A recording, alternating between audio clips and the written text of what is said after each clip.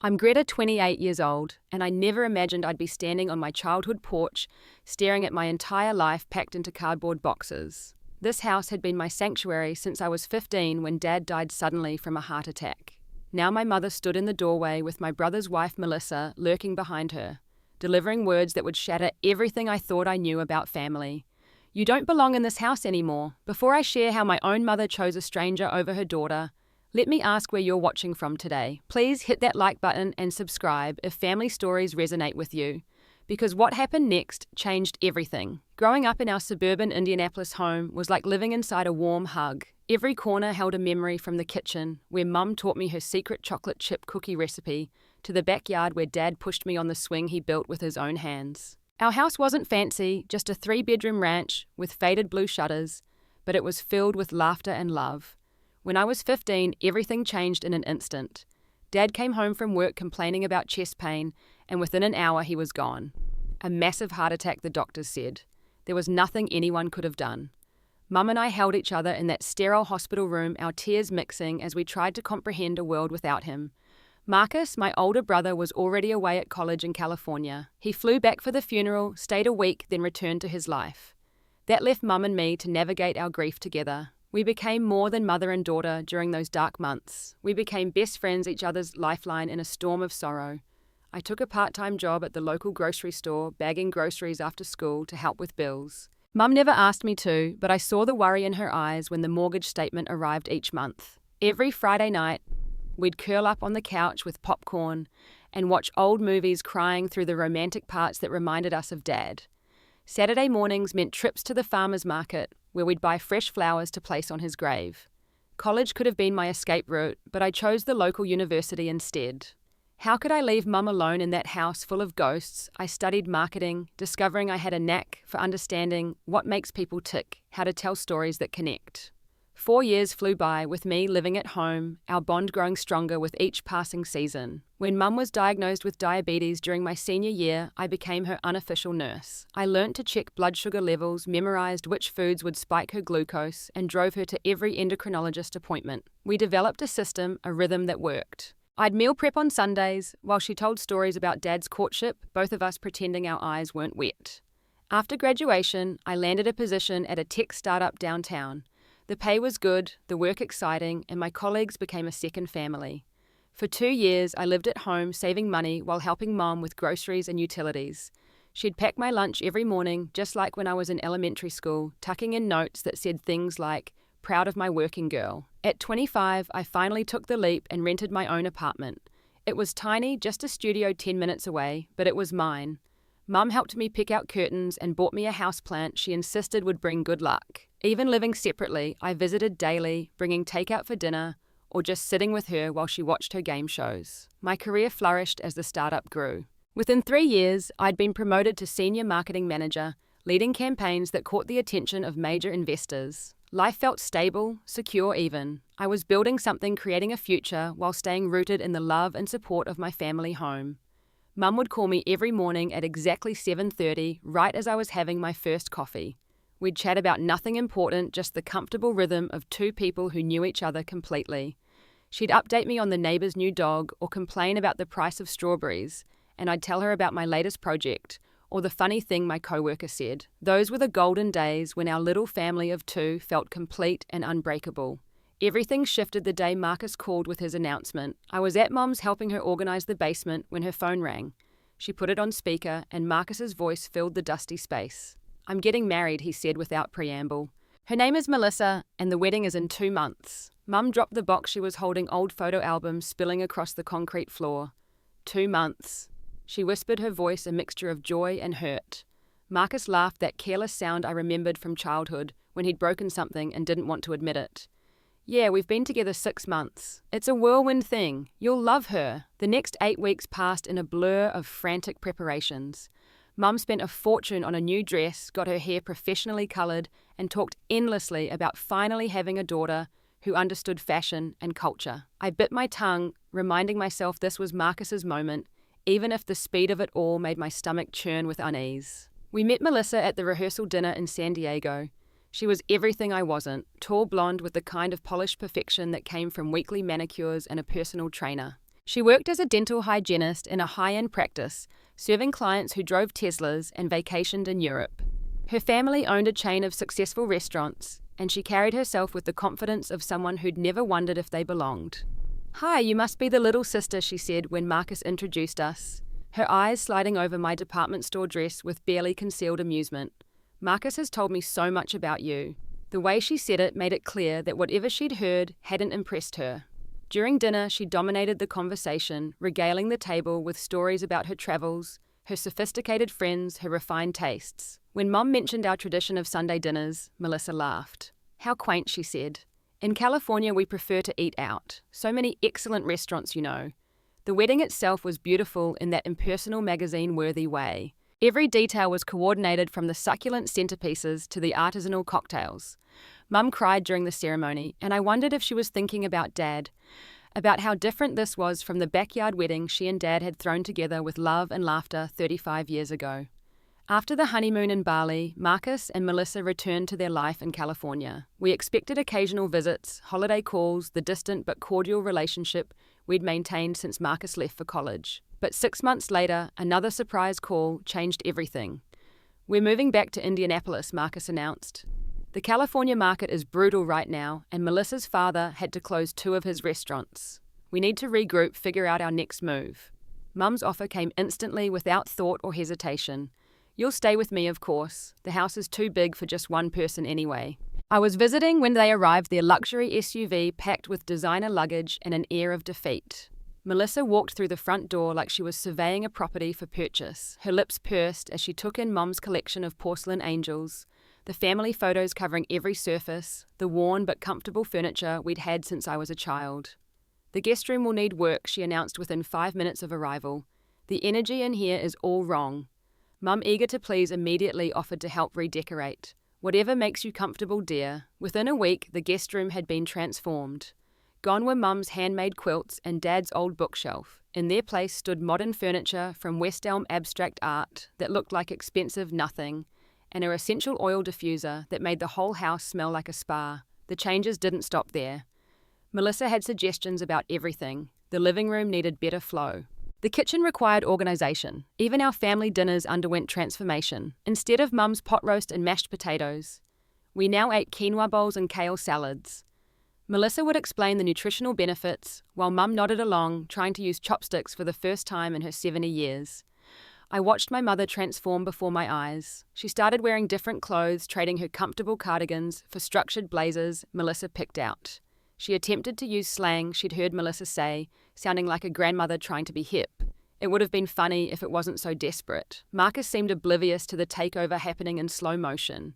He'd found a job at a local accounting firm, nothing like his high-powered position in California, but stable. He came home each evening to Melissa's complaints about the weather, the lack of culture, the provincial mindset of the Midwest. He'd nod sympathetically, pour her wine, and agree that yes, this was temporary, just until they got back on their feet. Family dinners became performances where I played the role of outsider. Melissa would discuss topics she knew I couldn't contribute to. Her friend's gallery opening in Los Angeles, the new wellness retreat in Sedona. She was dying to try the proper way to pronounce quinoa. Mum hung on every word while I pushed food around my plate, wondering when I'd become a stranger at my own family's table. The hierarchy established itself quickly. Melissa's needs came first always. If she had a headache, the whole house had to be quiet. If she wanted to watch something on TV, we all watched it. If she didn't like what Mum cooked, we ordered takeout from whatever restaurant she chose. Mum seemed happy though, or at least she convinced herself she was. She finally had both her children under one roof, even if one of them barely acknowledged her existence, unless he needed something. She'd make excuses for Marcus's distance for Melissa's demands. "They're going through a hard time," she'd whisper to me. "We need to be supportive." I tried to be understanding, really I did, but every visit became harder as I watched my childhood home morph into something unrecognizable, a stage set for Melissa's performance of the cultured daughter-in-law, bringing sophistication to the simple Midwest family. The email arrived on a Tuesday morning while I was in a team meeting. My boss had asked me to step into his office afterward, and I knew before he spoke what was coming. The startup was bleeding money. The investors were pulling out. The entire marketing department was being eliminated, effective immediately. I sat in my car in the parking garage for an hour, too stunned to drive. 5 years of building something, of believing I was secure, gone in a corporate speak conversation that lasted less than 10 minutes. The severance package would last 2 months if I was careful. My savings could stretch another month beyond that. Then what? The job market was brutal. Every position had hundreds of applicants. My carefully crafted resume disappeared into digital voids. Interview after interview ended with, "We'll be in touch," which meant they wouldn't. 3 months passed in a haze of rejection emails and dwindling bank balances. When my landlord sent the lease renewal with a 30% rent increase, I knew I was out of options. The walk to Mum's house felt like a surrender, each step an admission of failure. I found her in the kitchen, baking cookies for Melissa, who was on another one of her cleanses and wouldn't eat them anyway. "Mum, I need to ask you something." I started, the words thick in my throat. Before I could finish, she was hugging me flour from her hands, leaving prints on my back. "Of course you'll come home," she said. "Your room is exactly as you left it. Family takes care of family." The relief was overwhelming. Maybe this would be okay. Maybe I'd needed this push to come back to my roots, to regroup and rebuild from a place of safety and love. I spent the weekend packing each box a small goodbye to the independent life I'd built. Mum helped, chattering excitedly about having me home again, planning movie nights and cooking projects we'd do together. Moving day was exhausting but hopeful. Marcus carried boxes without complaint, and even Melissa managed to smile when Mum announced we'd have a welcome home dinner that night. My childhood room did look exactly the same, down to the faded poster of the Backstreet Boys I'd been too sentimental to remove. It felt like stepping back in time, but maybe that wasn't entirely bad. The first crack appeared at dinner. Melissa picked at the lasagna Mum had spent all afternoon making, my favourite since I was 8. "I don't understand why anyone would choose to be unemployed in this economy," she said, directing her words at Marcus, but clearly meant for me. "There are so many opportunities if people just lower their standards." The table went quiet. Mum's fork hovered halfway to her mouth. Marcus studied his plate intently. I waited for someone to defend me, to point out that I hadn't chosen anything, that I was trying desperately to find work. The silence stretched until Mum finally changed the subject to the weather forecast, and I understood that I was on my own. That first week established the new reality. My presence was an inconvenience to be tolerated, not welcomed. Melissa would sigh dramatically whenever she found me in the kitchen during her meal prep time. She'd make pointed comments about the house, feeling crowded, about the lack of privacy, about how some people had no boundaries. I tried to be invisible. I'd wait until everyone left for work before going downstairs for breakfast. I'd eat dinner in my room, claiming I needed to focus on job applications. I'd take long walks in the evening to avoid the family room, where Melissa held court, sharing her opinions about everything from politics to the proper way to fold fitted sheets. The job search became my full-time occupation. I set up a makeshift office at the kitchen table, my laptop and notebooks spread across the surface. Every morning, I'd scroll through job boards, tailor cover letters, send follow-ups to applications that had disappeared into the void. The rejections came like clockwork, each one a small cut to my already shredded confidence. Melissa made sure to witness my failures. She'd hover nearby during phone interviews, making noise at crucial moments. She'd peek at my email when a rejection letters arrived, offering false sympathy that barely masked her satisfaction. "Did you consider that maybe marketing isn't your field?" she'd suggest. Sometimes life tells us we need to try something completely different. "Have you thought about retail?" Mum started suggesting I eat dinner earlier before the family sat down together. It would give me more time for job hunting, she reasoned, though we both knew the real reason. Melissa had complained that my presence at dinner was affecting her digestion. The stress of watching someone struggle was too much for her sensitive constitution. I offered to contribute financially, using my dwindling savings to buy groceries and pay for utilities.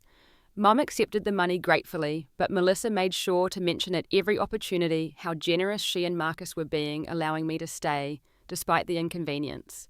As if my childhood home had become their property, their gift to either give or withhold. The moment that broke something inside me came 3 weeks into my stay. I'd made it to the final round for a marketing position at an established company. The interview went perfectly. They called my references. They indicated an offer was coming. That evening, I allowed myself to feel hopeful for the first time in months, even sharing the news at dinner. Melissa's response was immediate and cutting. "Don't count your chickens," she warned. "I'd hate to see you get your hopes up just to be disappointed again. It seems to be a pattern with you." 2 days later, the rejection came. They decided to promote internally. I sat on my bed laptop still warm on my legs and sobbed. Not just for this job, but for all of them, for the life I'd lost, for the home that no longer felt like home. Mum must have heard me crying. I know because I heard her footsteps pause outside my door. But she didn't knock, didn't come in. Instead, I heard her walk down the hall to check on Melissa, who was complaining about a tension headache. That night, I understood I wasn't just unemployed. I was truly alone. The psychological warfare began subtly, so carefully orchestrated that at first I thought I was being paranoid. Melissa had transformed from merely unpleasant to actively hostile, but her methods were too sophisticated to call out without sounding crazy. It started with the family meetings that were always scheduled when I had phone interviews. "Sorry we didn't realize you were busy," Melissa would say, with false concern after major household decisions had been made without my input. The new quiet hours that coincidentally aligned with the times recruiters typically called. The sudden onset of Melissa's severe allergies to my perfume shampoo and laundry detergent, requiring me to replace everything with her approved brands. My belongings began migrating from common areas to the garage. First, it was just a few books I'd left on the coffee table. Then my coffee mug disappeared from the kitchen, relegated to a box labelled storage. Family photos that included me were replaced with pictures from Marcus and Melissa's wedding, their vacation to wine country, their anniversary dinner at an expensive restaurant I could never afford. The Friday movie night tradition Mum and I had maintained since Dad's death was cancelled. Melissa needed that time for her wine and wellness sessions with her new Indianapolis friends, women who wore designer athleisure and talked about their lake houses. Mum was invited to join, of course, eager to be included in this sophisticated circle. I was not. Saturday farmers market trips ended too. Melissa found the whole thing too provincial, preferring to shop at Whole Foods, where she could get authentic ingredients for her complicated recipes. Mum adapted quickly, trading her canvas tote bags for Melissa's recommended reusable boutique shopping bags that cost more than I now spent on groceries in a week. The manipulation reached an art form in the way Melissa expressed concern about my mental health to Mum. I overheard her one afternoon, her voice dripping with manufactured worry. "I just think Greta might be depressed," she said. "The way she isolates herself, the anger I sense when we're just trying to help. Maybe she needs professional help. Or maybe she needs to not be enabled anymore." She planted seeds of doubt with surgical precision, mentioning how my presence was affecting Marcus's performance at work because he was stressed about the family tension, suggesting that my job search failures might be self-sabotage, a way to avoid taking responsibility. Wondering aloud if I'd ever really been successful at my previous job or if they'd just been too polite to fire me sooner. Marcus became her perfect accomplice through his silence. When I tried to talk to him about Melissa's behaviour, he'd shut down immediately. "You're being too sensitive," he'd say. "Melissa's just trying to help.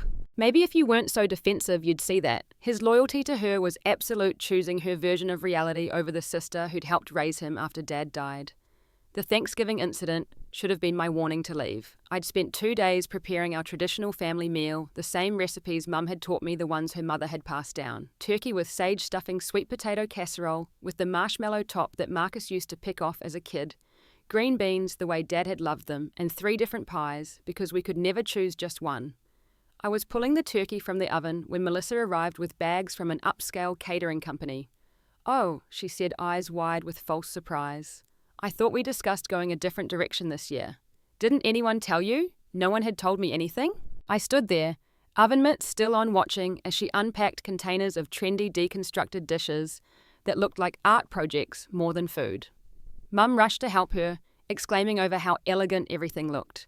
Marcus carried my turkey still in its roasting pan straight to the garage. For leftovers, he mumbled, not meeting my eyes. Extended family arrived to find Melissa's spread arranged on the dining table, while my traditional meal sat cooling in the garage like discarded garbage. Aunt Catherine, Dad's sister, who'd known me since birth, pulled me aside in the hallway. "What's happening here, sweetie?" she asked, genuine concern creasing her face. "This isn't right. This isn't your mother." But what could I say? That my sister-in-law was systematically erasing me from my own family? That my mother was choosing a stranger over her own daughter? It sounded like the ravings of a jealous child, not a 28-year-old woman. I managed some excuse about trying new things and escaped to the bathroom, where I sat on the closed toilet lid, trying not to cry. Dinner was torture. Melissa held court, regaling everyone with stories about her cultured family's Thanksgiving traditions. How they served courses, not everything at once like some chaotic buffet. How they paired wines with each dish. How civilized it all was compared to what she called the Midwest pile your plate method. Mum glowed under Melissa's attention, desperate to be seen as sophisticated enough for her new daughter-in-law. She even attempted to use the wine terminology Melissa had taught her, mispronouncing sommelier, while Melissa smiled indulgently and corrected her, just like a mother corrects a child. I excused myself to clean up, spending an hour in the kitchen washing dishes, while laughter drifted from the dining room. When I finally returned, Melissa was crying delicately into Marcus's shoulder, upset because she was trying so hard to blend our families, but felt like some people weren't receptive to change. Mum rubbed her back, shooting me a look that clearly said I was the problem. Later, as guests were leaving, Marcus cornered me by the coat closet. "You need to stop making things so difficult," he hissed. "Melissa's trying her best. If you can't be supportive, maybe you should think about other living arrangements." The false accusation came 2 weeks later. Melissa's grandmother's brooch, an apparent family heirloom, went missing. She'd worn it to a charity function and was certain she'd left it on the dresser in the guest room. The whole house was searched, but it was my room that received special attention. While I was at a job interview that I'd had to reschedule twice due to Melissa's manufactured emergencies, they went through everything I owned. My drawers were rifled through my closet, reorganized, even my laptop bag emptied and searched. Mum stood in the doorway, Melissa behind her, explaining they just needed to be thorough. The brooch mysteriously appeared in Melissa's jewelry box the next day, exactly where anyone with sense would have looked first. "Oh, silly me," Melissa laughed. "I must have put it away and forgotten." Pregnancy brain, you know. The pregnancy announcement had come out of nowhere, though looking back it explained the sudden escalation in her campaign against me. She was carrying the future grandchild, cementing her position as the most important woman in the family. My removal wasn't just desired now. It was necessary to make room for the nursery. But the damage from the brooch incident was done. Mum never accused me directly, but I caught her checking her jewelry box, counting her cash, watching me with new suspicion. Melissa had planted the seed that I might be desperate enough to steal, and that seed had taken root in fertile soil of a mother already primed to choose her new daughter over her old one. I started looking for apartment shares on Craigslist, even ones I couldn't afford.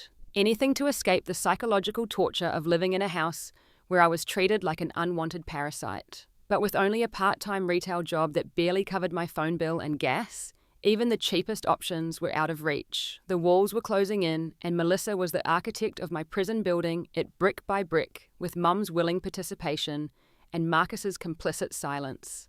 The locks had been changed while I was at my retail job pulling a double shift to cover for a sick co-worker. I stood on the porch in the February cold, my key refusing to fit my brain, refusing to process what this meant. My childhood home. The place where Dad had carried me on his shoulders, where Mum had nursed me through chicken pox, where I'd learnt to ride a bike in the driveway, was now forbidden to me. My belongings were stacked in cardboard boxes and garbage bags thrown haphazardly on the porch like trash waiting for pickup. Some boxes were water damaged from the snow that had blown under the porch roof. My laptop bag sat in a puddle of slush. Photo albums I'd treasured were nowhere to be seen, probably deemed not worth saving. The door opened before I could knock, and there stood my mother, transformed into someone I didn't recognize. Behind her, Melissa hovered like a puppet master, admiring her work. Mum's face was cold, harder than I'd ever seen it, even in the darkest days after Dad's death. Her words came out rehearsed like she'd practiced them in the mirror. "This arrangement isn't working," she said, not quite meeting my eyes. "You're 28 years old, Greta. Too old to be living at home, depending on your family to take care of you. It's time you learned to be independent." My legs felt weak. "Mum, what are you talking about?" I asked, my voice breaking. "I'm your daughter. I've been helping with bills, doing all the housework, trying to find a job. What did I do wrong?" She glanced back at Melissa, seeking approval or perhaps courage, then continued with her prepared speech. "Your presence is affecting Marcus's marriage. Melissa needs space for her home office now that she's starting her wellness coaching business. And frankly, we're concerned about your behavior." What behavior? I was crying now, not caring who saw. The elderly neighbor across the street had come out to get her mail and stood frozen, watching our family drama unfold like a soap opera. Mum's mask slipped for a moment. "The things that have gone missing," she said quietly. "Melissa's brooch money from my purse, Marcus's watch. We know you're desperate, but stealing from your family is unforgivable." The accusations hit like physical blows. "I've never stolen anything in my life," I gasped. "You know me. You raised me. How can you believe I would do that?" Melissa stepped forward, then her hand resting protectively on her still flat stomach. "Greta, we're just worried about you," she said, her voice syrup sweet with false concern. "This anger, this denial, it's not healthy.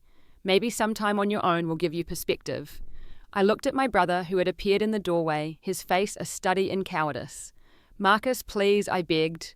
"You know I didn't take anything. Tell them." He shifted uncomfortably, his arm going around Melissa's shoulders. "I think this is for the best," he mumbled. "You need to figure things out, Greta. We can't keep enabling you." Enabling me. The fury finally broke through my shock. I was paying bills, cleaning the house, walking on eggshells to avoid disturbing your precious wife. "And you call that enabling?" Mum's face hardened again, the moment of doubt erased. "This is exactly what we're talking about," she said. "This hostility, this refusal to take responsibility.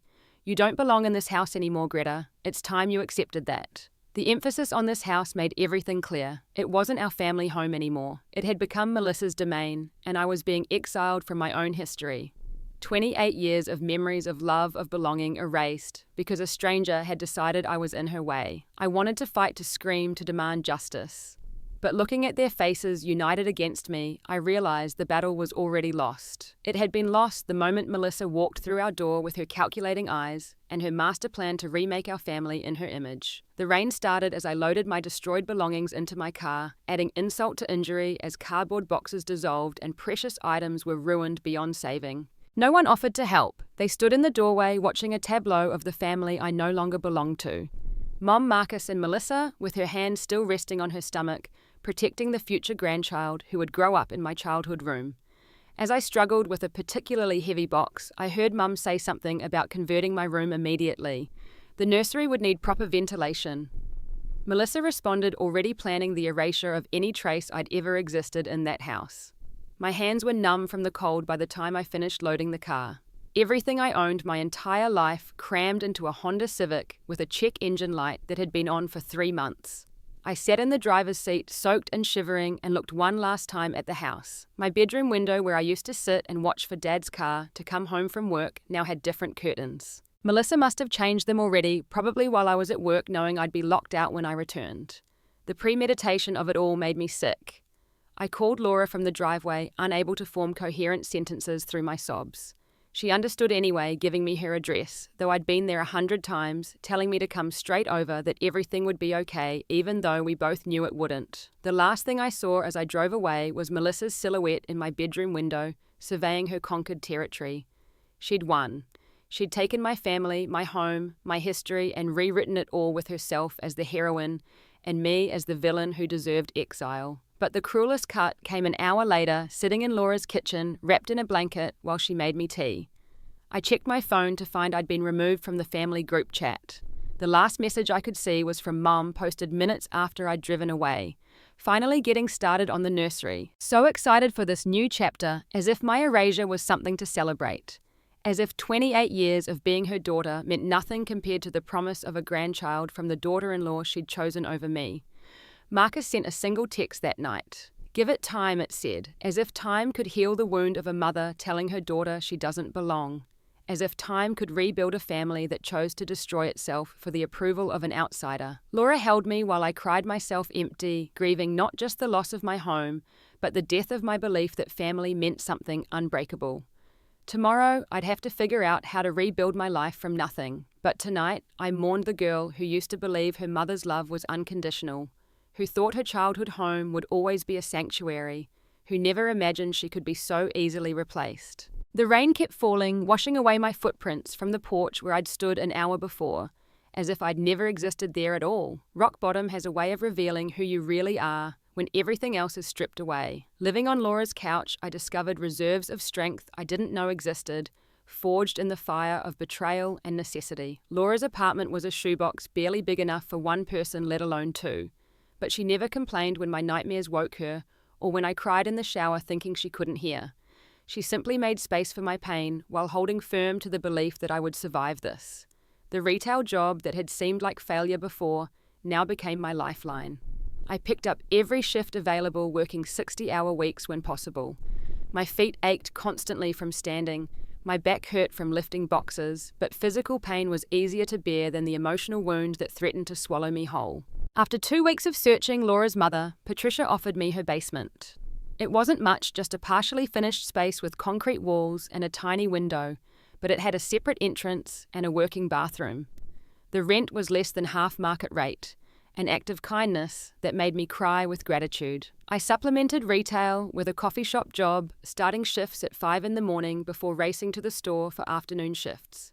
The schedule was brutal, but exhaustion meant I could sleep without dreaming about Mum's cold face or Melissa's satisfied smile. Every dollar saved was a step toward independence, toward proving them wrong about who I was. Laura helped me move my salvageable belongings to the basement on a rainy Sunday. We tried to make it homely with string lights and thrift store curtains, but nothing could disguise what it was. A basement room for a woman whose own mother had thrown her away. Still, it was mine, paid for with my own labor, and that meant everything.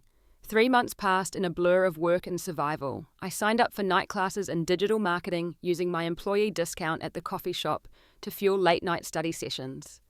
The professor, impressed by my portfolio from the startup days, recommended me for an internship at a local marketing firm, unpaid but with potential for hiring if I proved myself. I worked the internship during the few hours between my paying jobs, surviving on 4 hours of sleep and determination.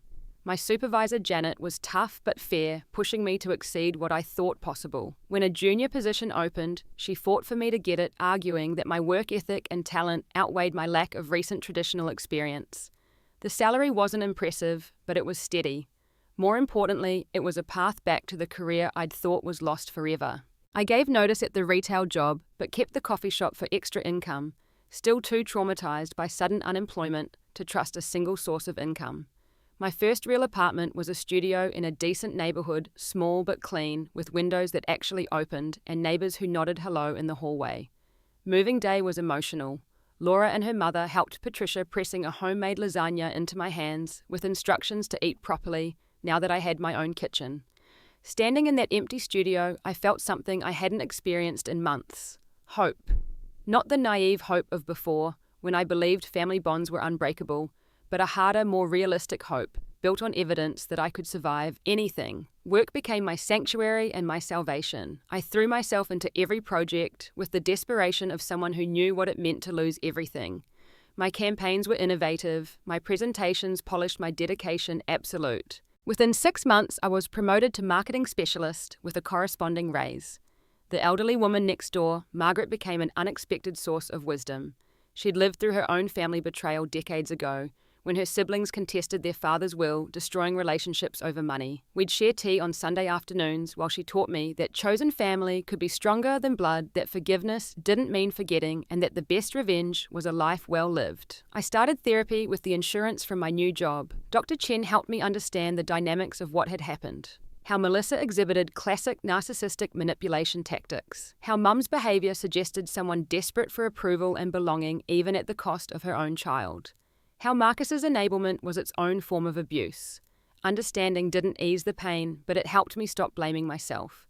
I hadn't been too sensitive or too difficult. I'd been targeted by someone who saw me as competition for resources and attention, and abandoned by people who should have protected me. A year into my new life, I was promoted again, this time to marketing director. The salary finally allowed me to breathe, to save, to occasionally splurge on something unnecessary, just because I could. I moved to a 1-bedroom apartment with actual walls and a small balcony where I grew tomatoes in pots. Laura threw me a housewarming party, filling my new space with people who'd become my chosen family. Her mother, Patricia, who'd sheltered me at my lowest. Janet from work, who'd become a mentor and friend. Margaret from next door, bearing a plant cutting from her garden. My therapy group friends who understood the particular grief of family estrangement.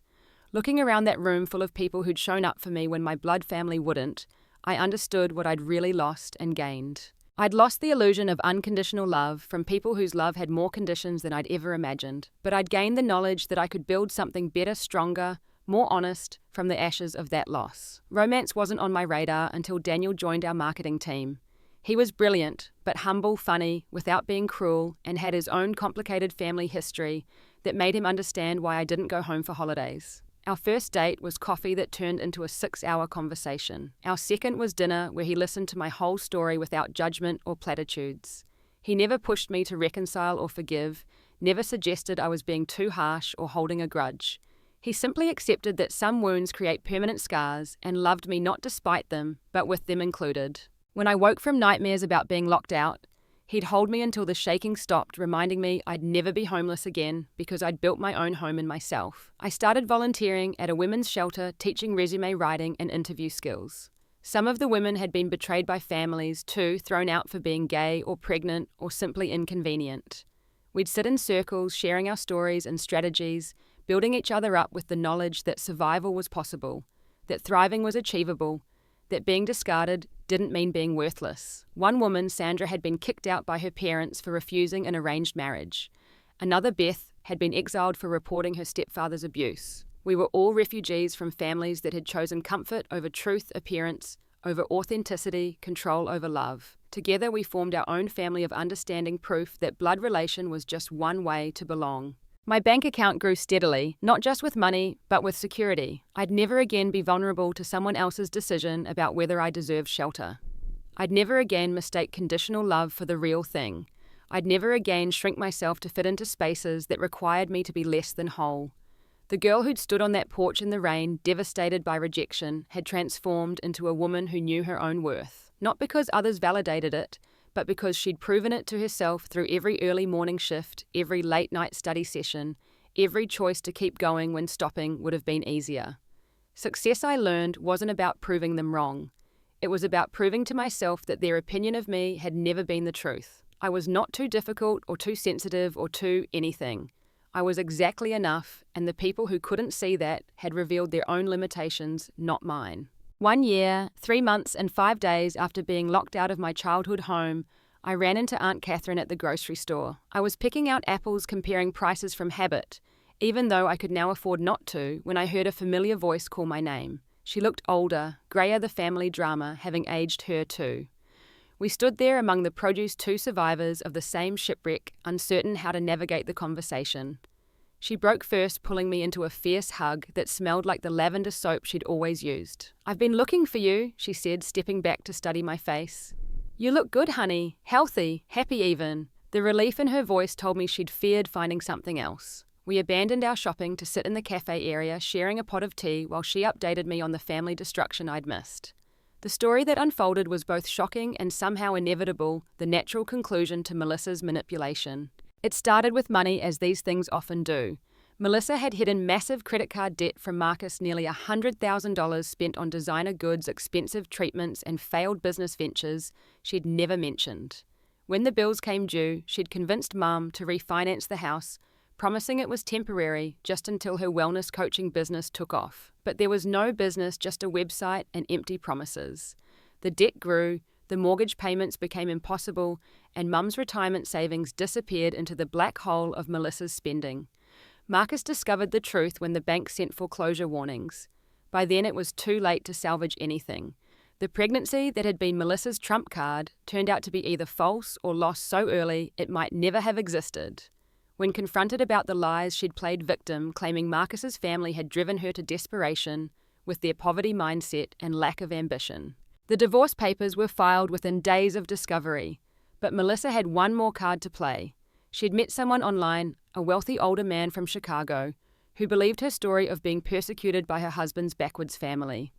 She left town with a new engagement ring and a social media post about finally finding someone who appreciated her worth. Marcus tried to salvage something from the wreckage, but the damage was too complete. The house was gone, Mum's credit destroyed, her savings depleted. He lasted 2 weeks before fleeing back to California, leaving Mum alone in a rented apartment, trying to make sense of how she'd lost everything. "She asks about you constantly," Catherine said, stirring sugar into her tea with slow, deliberate movements. "She knows what she did was wrong, the manipulation, the brainwashing, whatever you want to call it. Once Melissa was gone, it was like waking from a spell. But by then the damage was done. I felt nothing at first, then everything at once. Rage that it took personal consequences for Mum to see the truth. Grief for the mother I'd lost to someone else's influence. Vindication that I'd been right about Melissa all along. But mostly exhaustion at the thought of reopening wounds that had finally started to scar over." Catherine pulled out her phone, showing me a picture that made my chest tight. Mum looked diminished, hollowed out, sitting in an apartment that looked nothing like home. She'd lost weight, her hair gone completely grey, her eyes holding the kind of regret that comes from understanding exactly how badly you've failed. She wanted me to give you this, Catherine said, sliding an envelope across the table. I don't know what it says, but she insisted I deliver it if I found you. I held the envelope without opening it, its weight heavier than paper should be. Part of me wanted to tear it up unread, to deny her the absolution she was probably seeking. Another part, the daughter I'd been for 28 years, desperately wanted to read words of love and apology. What do you think I should do? I asked Catherine, trusting her judgment more than my own conflicted feelings. She reached across the table, covering my hand with hers. I think you should do whatever brings you peace, honey. Not what she needs, not what the family expects, but what you need. You've built a good life without us. Don't let anyone, including me, guilt you into risking that. We parted with promises to keep in touch, though we both knew the family connections that had bound us were too frayed to really maintain. I drove home with the letter burning a hole in my purse, its presence a reminder that some choices can't be unmade, some words can't be unspoken, some moments can't be recovered. That night, Daniel held me while I finally opened the envelope. Mum's handwriting, once so familiar from lunch notes and birthday cards, looked shaky and uncertain. The letter was long, full of explanations that sounded like excuses, apologies that felt incomplete, and love that came too late to matter. She admitted to being seduced by Melissa's sophistication, to wanting to be seen as more than just a Midwest widow. She acknowledged choosing the illusion of glamour over the reality of her daughter's love. She begged for forgiveness while admitting she had no right to it. She ended with a plea to meet, to try to rebuild something from the ruins. I spent a week crafting my response with Dr. Chen's help. It was brief but clear. I acknowledged receiving her letter. I expressed hope for her health and recovery. I established firm boundaries for any potential future contact. She would need to demonstrate consistent change through therapy. She would need to acknowledge the full extent of harm caused, not just her own pain. She would need to accept that trust once shattered might never fully return. Most importantly, she would need to understand that I would never again be the daughter who needed her approval to feel whole.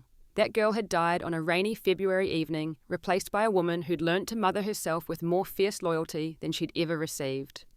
I sent the letter through Catherine, maintaining the boundary of no direct contact, until I felt ready if that day ever came. The relief was immediate, like setting down a weight I hadn't realised I was still carrying. I'd said what needed saying, without opening a door I wasn't ready to walk through. Months passed with no response, and I assumed that was my answer. Mum wanted easy forgiveness, not the hard work of earning redemption. It hurt less than I expected, perhaps because I'd already grieved the mother I thought I had. The real woman, flawed and frightened and ultimately weak, was a stranger I felt sympathy for, but no obligation toward. Life continued its forward momentum. Another promotion at work, this time to Vice President of Marketing. A move to a 2-bedroom apartment with Daniel, our relationship deepening into something permanent and precious. Laura's wedding, where I served as maid of honour, crying happy tears for the friend who'd saved me when I couldn't save myself. The volunteer work at the shelter expanded into a formal program I developed and ran, teaching professional skills to women rebuilding their lives. We called it Phoenix Rising because every woman there was recreating herself from ashes. The program gained attention funding and eventually became a non-profit with me on the board of directors. My story became one I could tell without crying, then without anger, then with something approaching gratitude.